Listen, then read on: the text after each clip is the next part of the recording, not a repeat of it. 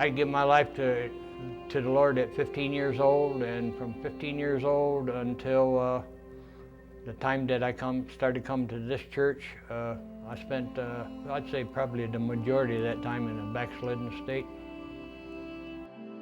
In third week of April in 1970, me and a buddy was out drinking, and both of us in a drunken stupor, and he ran underneath the semi doing, they say 75 miles an hour, and it killed him, and it fractured the second vertebrae in my neck, fractured my skull in 3 places, fractured most of my ribs, fractured my right leg.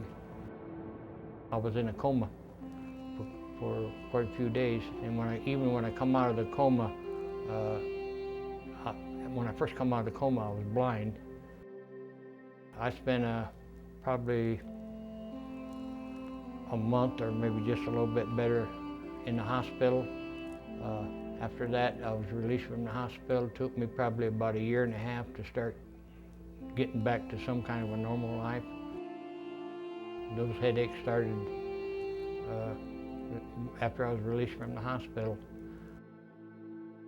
I've had them for, like, I added up today for 41 years and 8 months.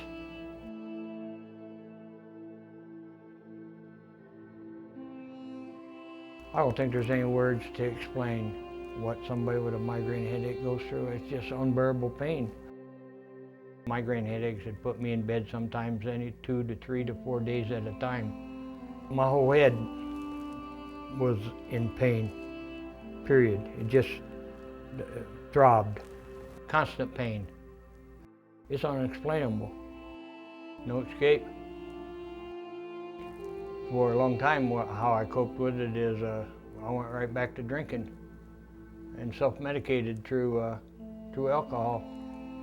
Fact is, even a couple years after that, not only did I start using alcohol more, I started using drugs, and I had never used drugs before. The best way I can explain it is kind of like living a life that's going to go nowhere. Or that is going nowhere. I'd quit drugs in 1979 with God's help, even in the state of my spiritual life was, and I quit alcohol in September of 1980. That's when I was starting to be able to give more of my life and my will over to the care of God as I understood Him at that time.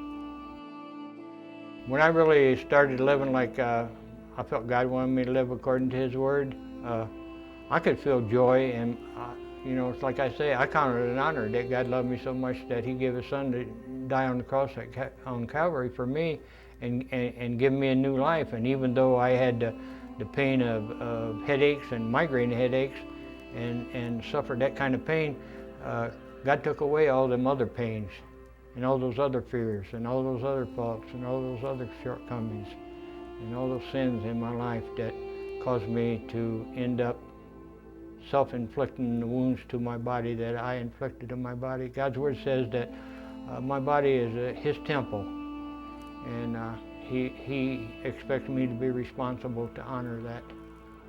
Even though He never relieved me from that pain when I'd pray, He did give me some verses that helped me to bear the pain and still have some resemblance of life.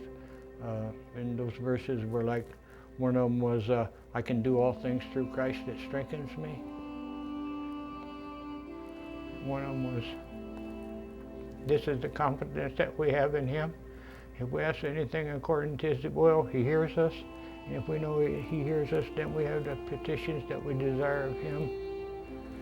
And one of them is, cast all your fear on Him, because He cares for you. I know that God gave me a reprieve at that time, because if I'd have died that day, I'd went straight to hell, and I'd have never had a chance to be standing where I'm standing today. Joy comes in my life by being able to love God to the best of my ability and serve Him to the best of my ability as His son and His servant, and to be as obedient as I can, and also to always not judge other human beings, and to reach out and not hurt human beings, because before, if I reached out and touched your life, I extracted from your life. But today, God's joy in my life and the peace and the strength that He's given me helps me today to be an investor in other people's lives, and that's the joy of my life today.